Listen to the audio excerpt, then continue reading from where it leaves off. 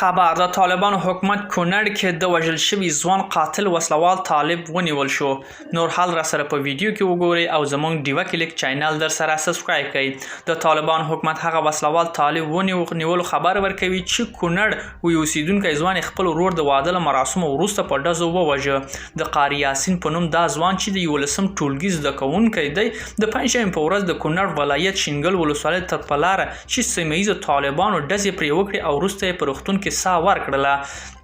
د کونړ کې د وژل شوي ځوان کورنۍ پیښې عاملینو سخته سزا غواړي. د طالبانو حکومت په یان ذبیح الله مجاهد پر ټویټر لیکلي چې د طالبانو قاتل نیولی او محکمې ته سپارلی دی.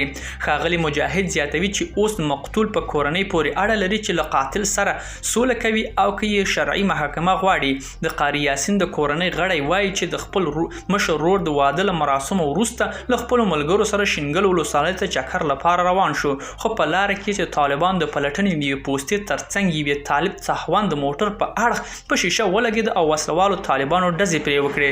له دې مخکې ځینو عیني شاهدان ویلي چې وسلوالو طالبانو ډزې وکړې چې له دې موټر څخه د موسیقي غږ اورېدلی و. ملګرو دا و زموږ چمتو شوی ویډیو. که ستاسو ویډیو په اړه کم نظر پیشنهاد لرئ موږ سره په کومنټونو کې شریکولی شئ. د لا زیاتو ویډیوګانو لپاره له موږ سره پاتې شئ. تر بیا ښې چارې.